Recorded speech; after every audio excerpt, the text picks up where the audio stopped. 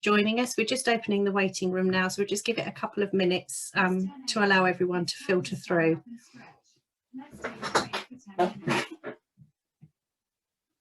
It's 10 a.m.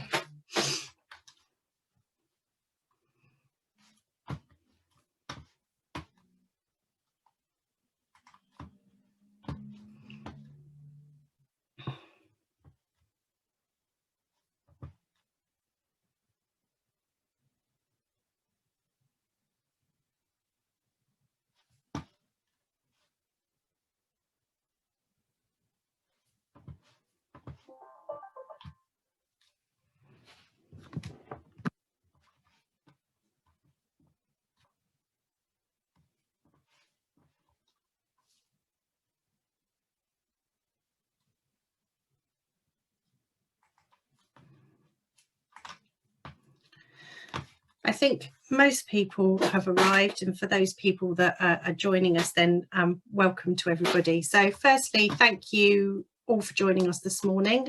This is our first webinar in a series helping to guide you through the post-Brexit world. Today we're going to be joined by Carolyn Bentley, who's your local contact to provide specialist advice and signposting, who's going to update you on all the help that's available and where to find it through Coast Capital. Tim Hague, Director of Property and Infrastructure for Shoreham Port, will be talking to us about how the port have managed the transition and sharing some of the stories that he's come across there. Tracy Masters is an EU transition advisor from Newable and will share her knowledge and expertise with top tips. There is also some one-to-one support on offer, which Tracy will cover. I will then give a brief update from Sussex Transport, who are offering a free Q&A service for any freight questions that you might have. At the end of the session, we're going to answer any questions you might have. So during the session, please use the Q&A box rather than the chat box for questions, which we will then put to the panel at the end of the presentations. Tracy's going to talk about some one-to-one help that's on offer. So if you're interested in that, can you please use the chat box for this one to put your contact details in there, and then we will pass that over to Tracy, who will make contact with you to arrange a one-to-one session. So thank you to our panel for joining us today, and I am going to hand over to Carolyn Bentley. Good morning, everybody, and welcome. My name is Carolyn Bentley. Yes, I'm currently a growth advisor with the Coast Capital Growth Hub, but I'm also a private international trade consultant. So that's my background. But here I'm going to talk to you first of all about what the Growth Hub has to offer, because we find a lot of people don't actually realise about all this business support that's available locally. The Coast Capital Growth Hub covers the area of West Sussex, East Surrey and Brighton and Hove. So it's all this local area, and it is there as the first point of contact for businesses for support. I'm going to ask Lauren if she'd be kind enough. She's going to put up the homepage of our website for you all to have a look at. This is your go-to place really to start with. It's recently been updated and made much clearer, because we do cover an awful lot of topics. Obviously we're here to talk about EU transition this morning, but it's worth pointing out that there is a lot of one-to-one help available and guidance to connect you with other support services. So just to give you an overview, that's lovely. With the drop-down menu shows you the wide variety of subjects that we cover. So we are the funnel for some government grants. We signpost to other support services such as the Business Hothouse run out of the University of Chichester. We run peer network programs. We've been offering a lot of support around COVID, running clinics for people where to go to find information, especially in the early days when everything was so new and none of us had ever heard of the word furlough and so forth. And we talk about apprenticeships, we talk about skills, all sorts of everything that a business requires locally for support. And our key customer base is SMEs in the area. So do note the website, because this is the place to go if you need any further help. You can see the inquire here, so you can just lodge an inquiry and then you'll be passed to someone like me, one of the growth relationship managers who covers your particular geography, to have a chat about your requirements. And we really do try and tailor what we do to your individual needs. And the other thing worth mentioning while we're looking at the bar at the top there is subscribe on the right hand side. If you go to that at some point, if you're not already on the mailing list, that enables you to sign up for newsletters, which again is really useful so that you can see what's coming down the line. So we've done specialist newsletters on EU transition to tell everybody what support's out there for the things they're stuck on. Also, if there's ever any funding coming out, we try and let everybody know. So it's really good to be on the mailing list. Worth doing that. We can't subscribe you, so you have to kind of go in and do that yourself. And when you've got 5 minutes with a cup of coffee, just have a browse around, and you'll see the huge range of support that's available, and the sectors we cover. And yeah, you're getting Lauren's taking you around, just having a look at what's available. We cover such a range of areas with the different sectors and things, and we're plugged into all sorts of people. You know, the Sussex Innovation Centre at the university, Innovate UK, you name it, anybody else that's out there doing various sorts of business support. If you're stuck and you're not sure where to start, come through us. We are there for you. And then on the supports, what we're talking about today, on the support services tab, the top one is Brexit transition. And this is the whole range of services that's currently on offer to help you all through the transition. And it has been very challenging for a lot of people, especially with regard to all sorts of complications around origin of goods, and especially also for companies who only ever used to do exporting or importing to and from the EU and not further afield. I think that's been very challenging. So we've been funded by the Department for Business, BEIS, to offer a whole variety of support services during this first quarter of the year. You can see on the list, we've got a new one, KPMG, offering some very specialist one-to-one advice on the real nitty-gritty VAT and tax and duty issues. To access that help, you need to come through the Growth Hub, because we have to manage the one-to-one appointments. We have bulletins, we have webinars through our partners like Worthing Chamber. We work very closely with all the chambers in the region, and we're delighted that so many have come forward and become part of this project in this quarter, to run webinars, to publicise the help that's on offer, to signpost people, and so on.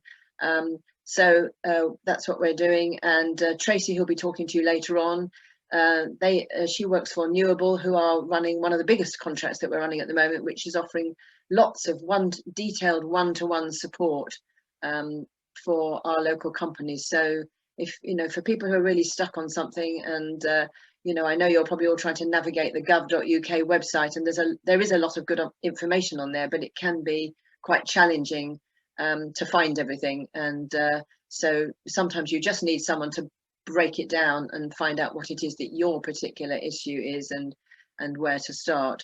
So you can see the range of help on offer. And we're also doing some surveys. Your company might get a call from somebody, because we're trying to also report back. It's really important that I know people think, oh, my valuable day, and somebody wants me for 15 minutes to fill out a survey, but and it's a talk through on the phone kind of survey, which gives you a chance to air what is happening with your business. And we really do take that incredibly seriously. Every week there's a report back to BEIS on generalities about what's happening, but also with examples of where real specific issues that cropped up for companies that that perhaps other people hadn't come across, and that really need flagging up as requiring some kind of action. So if you do get a call asking you to be surveyed, please do engage. It's your chance to have a voice with government. I think that's pretty much all from that list. So as I say, we have I'm just an interim growth manager, so I'm just on a sort of short-term contract to boost up the numbers, but normally there are about 3 or 4 growth relationship managers for the area, and depending on where you're geographically based, when you engage with Coast Capital, you will be assigned to somebody who will be your point of contact. And that's great, because you've got a name, you've got somebody's email and phone number, and they will help you in your particular situation through to whatever help and support you need. And we like to build long-term relationships with our clients as well, so it's not just kind of a quick signpost and off you go. Normally we're very keen to follow up, to help you on your business journey. So whether it's at the moment coming out of COVID and trying to deal with that, and that's taken up an enormous amount of our time and energies in the last year, as you can imagine. And now, of course, we've got the EU transition on top of that, which has become a serious priority. So I hope that's helpful. As I say, do look at the website and do go through the inquiry. Inquire here. You can phone and leave a voicemail, or even better, really, fill out one of the inquiry forms as to what you need and get to talk to one of us about your business needs. Thank you.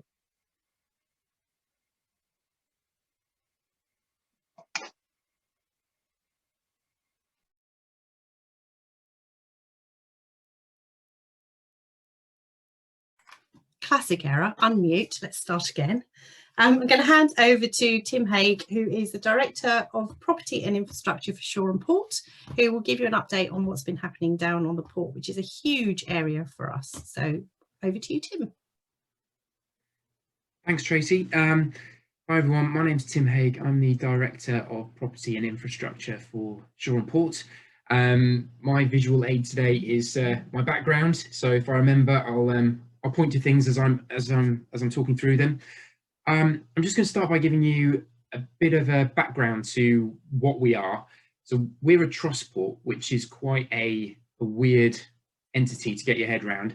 It means that we're an independent statutory body controlled by an independent board. We have our own legislation and we report to the Department for Transport. So we don't have any shareholders. Our financial surpluses are reinvested into the port, into protecting its future, and also for the benefit of our stakeholders. So for us, it's all about stakeholders, and that includes my colleagues, anyone who uses the port, marina users, our local community, our clients, our tenants. And our purpose is to create jobs and to drive the local economy. So we have a turnover of around 14 million per annum. We have 120 direct staff, 150 tenant companies, 2,000 people working in the area that you can see behind me, and about 900 ships coming through the port every year, carrying 2 million tons of cargo. So the bits of that are relevant today, we are the largest timber handling port on the south coast. So our timber is coming into the port from Sweden, Estonia, Latvia, Finland and Russia. And we also handle steel for the southeast construction industry. And then the second big part of what I'm going to talk about today is that we are a key national fishing centre. So quite often people aren't aware, but we're the fourth largest fishing centre in the country. And we are the largest centre in the country for scallop fishing landings of vessels. So the layout of the port, fingers will stop disappearing. You can see the terminals all run along the south side of the port, and most of them are taken up by timber. We've then also got steel terminals, aggregate terminals, and we've got our main fishing area based at the eastern end of the port, so that's by Hove Lagoon. So I'm just going to give you an account of how Brexit has impacted Shoreham Port and how we've managed those impacts. Being the property director, this is not my area of expertise. So if you have questions, I'll do my best to answer them.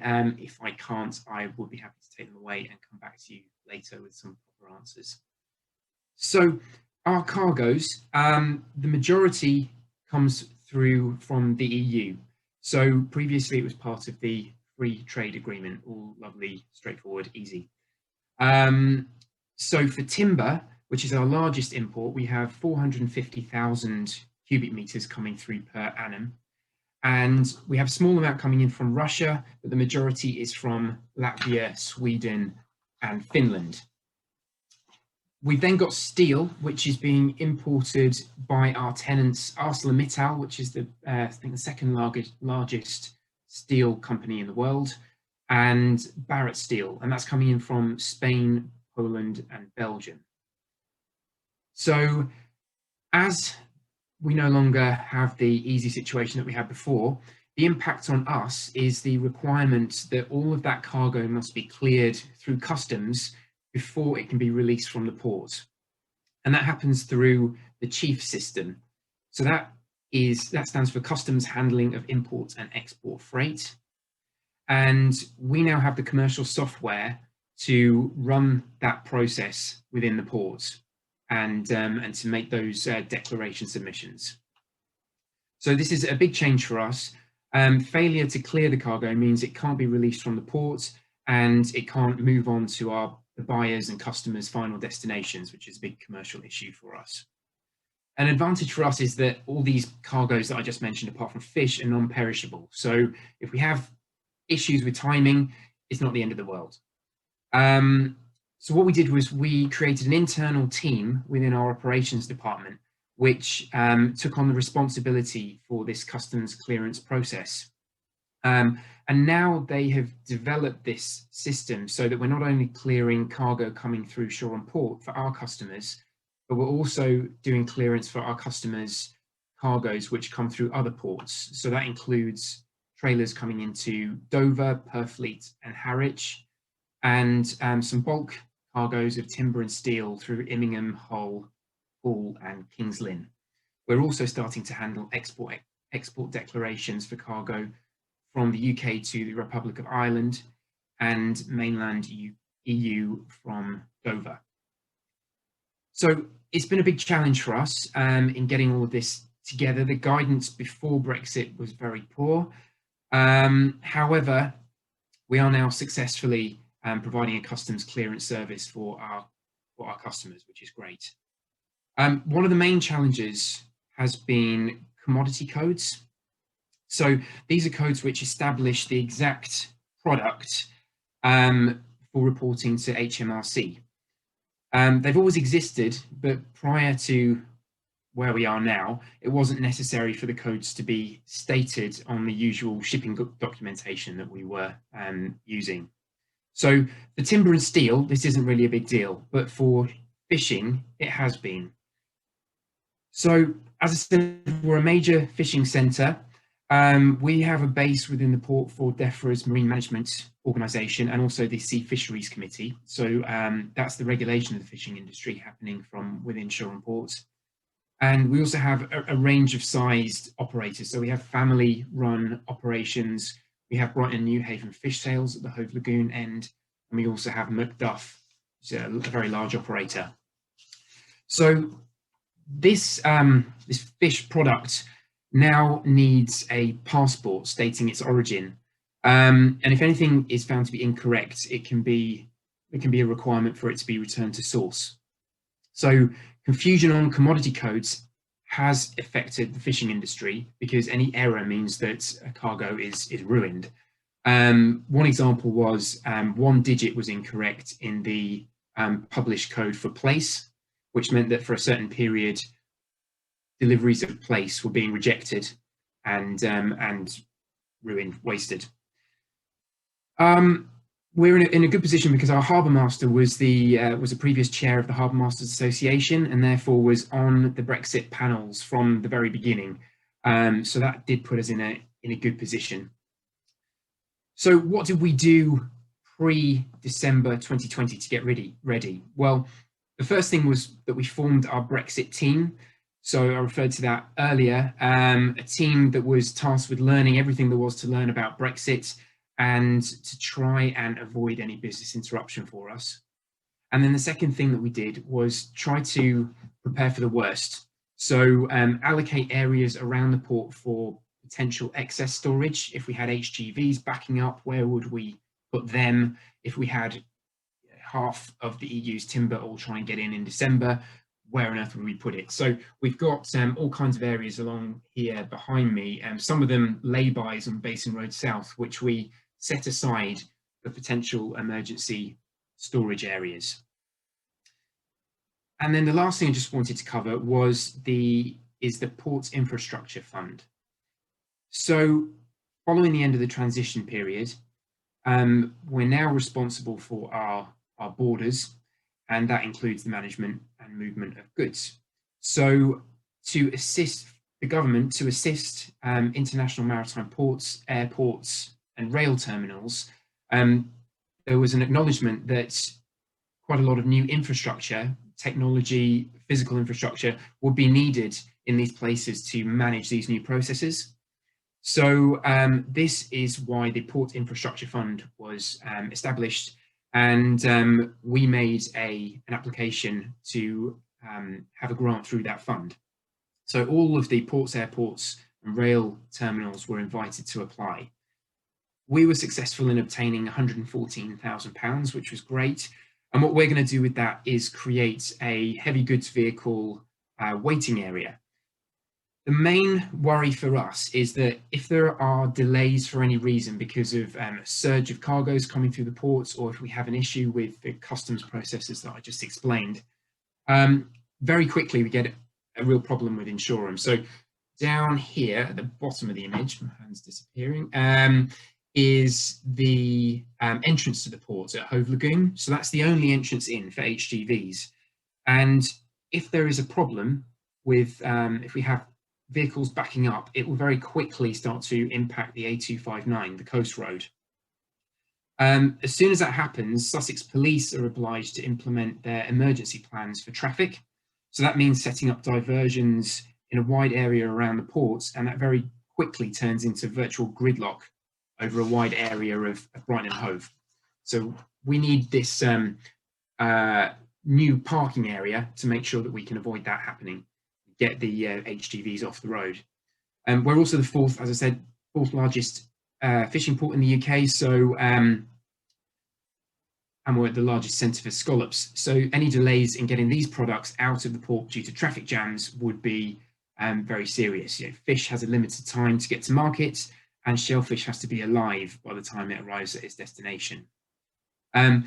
Basin Road South behind me, the arterial road along the port, is also the only access point for some of our pretty sizable tenants along there. So we've got Shoreham Power Station, we've got the Shoreham Wastewater Treatment Works, but also probably the most serious of those, time critical of those, is we have the largest ready-mix concrete plant in the city. Ready-mix concrete, once it goes into those vehicles you see driving around, sets within 2 hours. So a 2-hour delay could be a massive expense and a mess to fix. We do have to do all the works that we agreed to do with this grant money by the end of June. Interestingly, some ports were allocated up to £35 million. So how on earth they're supposed to do infrastructure projects of that magnitude by the end of June, no one is quite sure. So I'll just conclude with some tips. We were in an advantageous position due to our government agency contacts. However, the three things that really stand out would be, first of all, to look for new opportunities, because there genuinely have been some for us. To have contingencies. And thirdly, to know your stuff. So ensuring that you're clear on the requirements for your particular trade. The information is quite complex, so a huge amount of research can be required, and just making sure that where possible you can contact the relevant government departments and get clarification when required. So if you'd like any further information about Shoreham Port, please have a look at our website, or if you've got any specific questions you want to come to me directly, you could do so through LinkedIn. Is probably easiest. Thank you, Tim. Thank you for that really interesting update. I think none of us really realised just how many large businesses you manage down there on the port. And the top tips actually lead very nicely into Tracy Masters, who's our EU transition advisor. And there is plenty of support on offer out there from the team that Tracy works within to be able to help you get those answers that you need. So I will now swiftly hand over to Tracy to give an update and share what's on offer for you. Thank you, Tracy. Thank you, Tracy. Good morning, everyone. So my role as EU Transition Advisor is a short-term first quarter intensive support that's an offer with a team of advisors. We are supporting Coaster Capital in supporting you in your local area. We get referrals through from Coaster Capital and also through the network of international trade advisors that have been on the ground for many years supporting local businesses to export.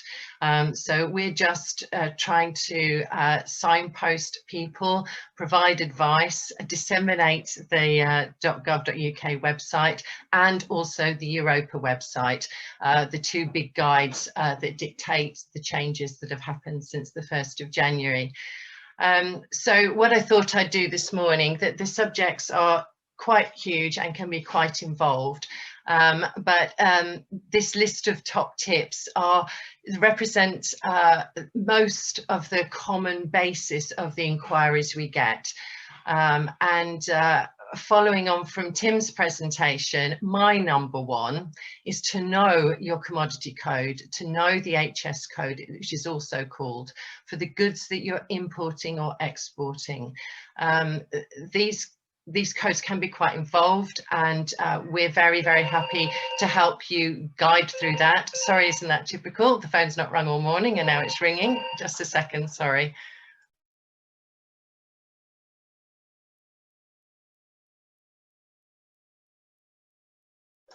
Okay, sorry, apologies for that.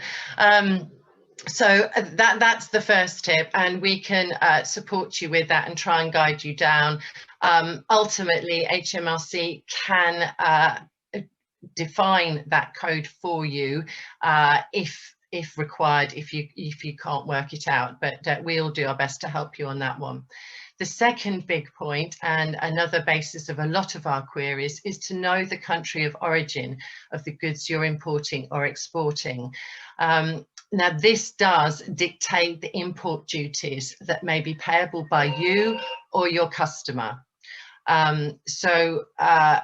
If you make the goods and they're UK origin, then when you're trading with the EU, there will be no duty to pay as per the terms of the agreement with the EU. But if you're incorporating parts from the rest of the world, including the EU, then there are various guidelines depending on the commodity code for when you can either claim preferential origin, as they call it, or sadly you will not be able to, and import duty may be payable by your customer and equally by you for goods coming in. Number three is, following on from that point, is to look at your production process and look at the parts that you include and the value that you add to those products can play a big part in defining the origin. So I won't go into too much detail on that, but if you do manufacture products with parts from other countries, there are ways to help you define whether you can claim UK origin. The fourth part, this is increasingly an issue, and we've seen this especially in Germany since the beginning of January, is to make sure or to understand if your goods still require CE marking, or if they did, they probably still do. But if there is any other markings that are required, there is a transition period and there's some help for you, but it is a specific area and there are some changes. Trading standards are a very good source of advice for this, but again, we can signpost you and help you with that. My fifth point is to check the import tariffs of the goods that you import and export. You may have already seen since we left the EU that import duties from the rest of the world have changed and indeed have reduced. Not only is this due to the government moving forward with new trade agreements with new countries in the world, but also that the UK is now free to set its own import duties. So coming into the UK, you might find that goods are now cheaper to import than they were previously, but also it's equally important for you to check the duties that will be payable by your customer for your goods when you export them. And there's a very, very good database on the .gov.uk website where you can check this for, I think, over 160 countries now. Again, you need the commodity code, and that is critical to determining these. So my sixth tip, and this again is a lot of the basis of the queries we get, is to understand the Incoterm which is the basis that you're buying or selling goods. And this will determine who is the importer or exporter of record and the responsibilities that go with those roles. So if you're not already familiar with them, that's something again we can help you with, or signpost you, or just put in Incoterm into Google and you'll get some more information. But it is important when you are negotiating a sale or a purchase that the Incoterm is agreed as part of that contract. My seventh tip, and this is obviously focusing on the EU, is to remember that the VAT rates across Europe are not standard. Each country sets their own, and they can vary very much by, again, there's a commodity code and chapter relevance there. But I'll give you a simple example from a company I was helping recently. They sell baby clothes. Well, you may know in the UK there's no VAT on baby clothes. But interestingly, the only other EU country that has zero VAT on baby clothes is Ireland. Some countries, and only a couple, have a reduced VAT, but most have full. So it is important, again, like you're checking duties, to check VAT. Because again, it's understanding how competitive your product is in your target markets. Number 8, for business to business sales to the EU, this is not to consumer, to business, is to remember to get your customer's EU VAT number. This needs to go on your commercial invoice, and you need to check it, and you need to check it's correct. So there's an Europa database that we can signpost you to check that.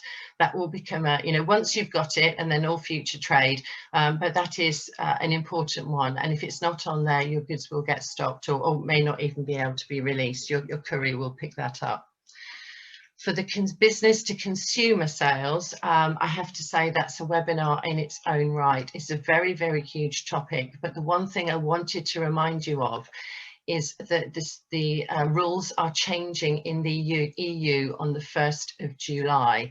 They were due to change on the 1st of January, but I understand the systems are still being developed. So at the moment, it's still scheduled to change on the 1st of July.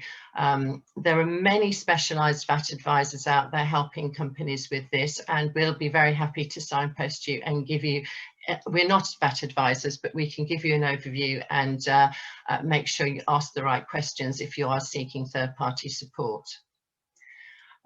Number 10 is to make sure you obtain evidence of the export of your goods. Tim and his team will be very aware of that.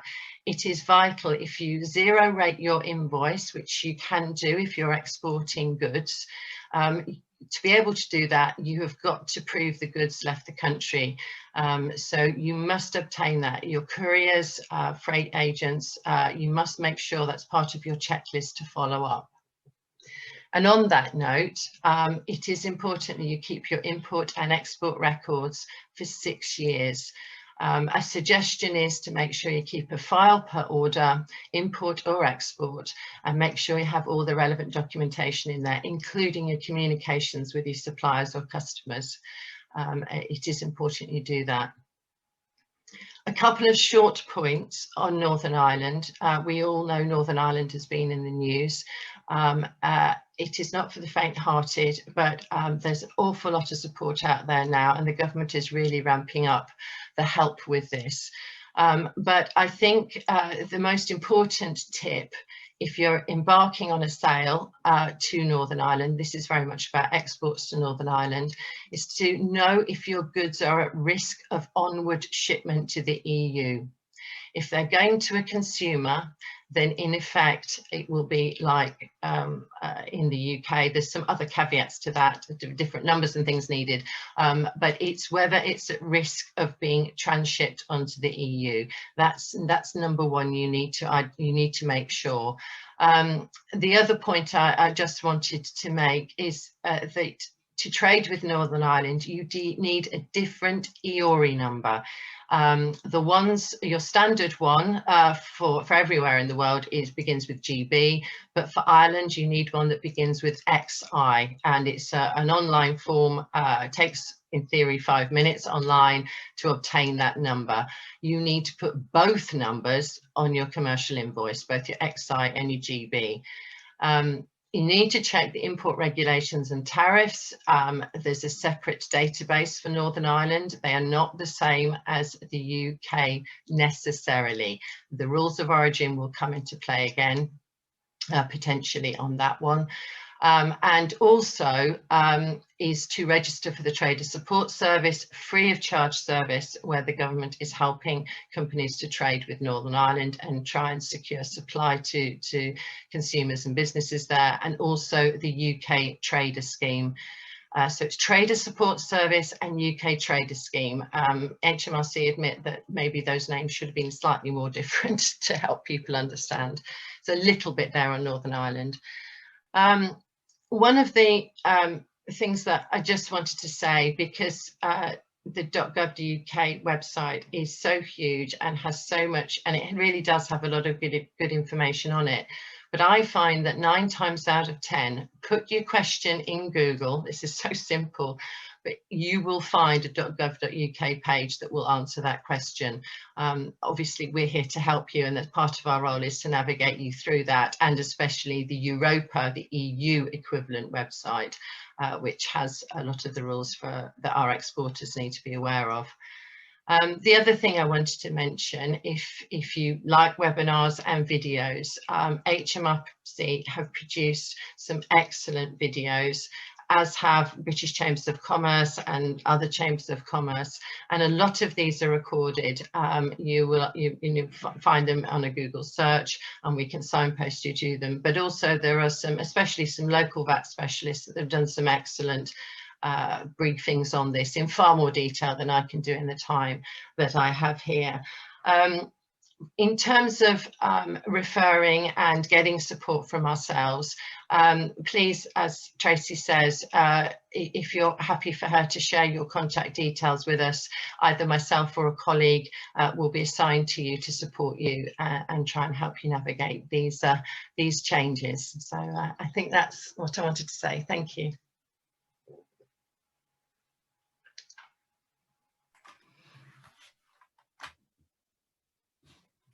Thank you, Tracy. This is such a huge topic, and we can't possibly cover everything there is needed to cover in an hour. We do have another couple of webinars coming up on the 17th of March covering changes in VAT due to movement of goods, and 30th of March covering e-commerce. Lauren's going to pop the links in the chat for you. So if there's more information you would like, have a look at that. But as Tracy said, if there's any one-to-one support you need, then please use the chat box now. We can get that information over to her and get you some support. Am I right, Tracy, that this is on offer until the end of March? Yes, the intensive support is, and thereafter the Growth Hub will be picking that up. And also, if you do have an international trade advisor, they'll be able to support you as well. Okay, brilliant. So please use that while the offer's there. Before I come on to any Q&As, I'd just like to update you on a service that a local freight company, Sussex Transport, are offering. If you've got any questions regarding freight forwarding and importing goods, you can email them at freight@sussextransport.com. Again, I'll get Lauren to pop that in the chat. These questions will then be directed to the right agent, whether that's air, sea or road, and then that will allow them to provide the most up-to-date guidance and information for you, and that will come back to you via an email. So that's a service that they're offering to try and support you through this as well.